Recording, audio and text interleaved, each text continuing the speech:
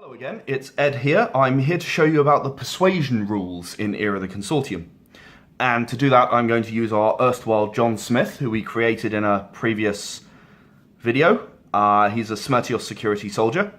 And I'm going to use Steve Adams, who is the hero of the Resistance, and very well known for being particularly good at being persuasive.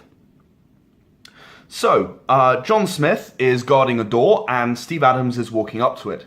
John Smith immediately points his gun at the unidentified individual walking up to him and says, "Freeze! Who are you? What are you doing here? You can't come through this door."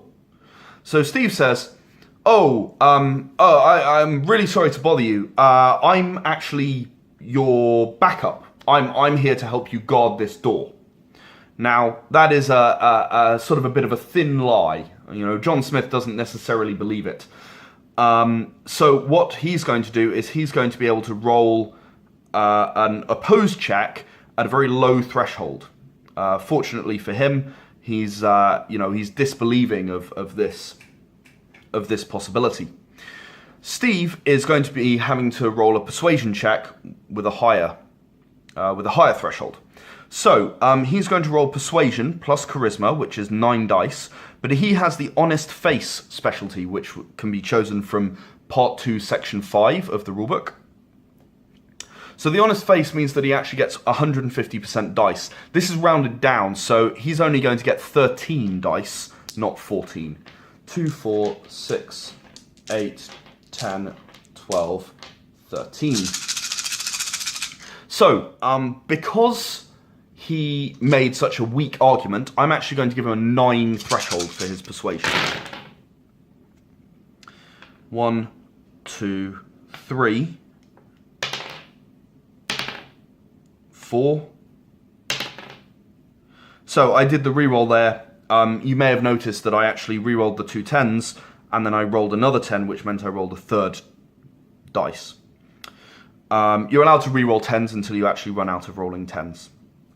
So, Steve Adams has a reasonably respectable 4 successes to try and persuade John Smith.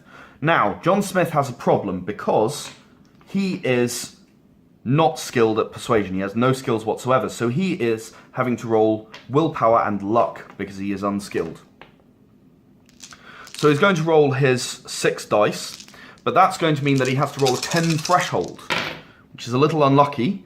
I suppose it means that he's more easily fooled. Again, he rolled two 10s and another 10. And unfortunately, he didn't quite make it.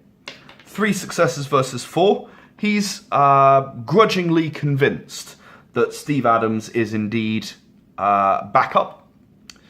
Now, if he had rolled a 4th 10, he would actually have resisted this because the defender wins. So he would have been the defender in this role, and Steve Adams would have failed to persuade him, I suppose potentially leading to combat.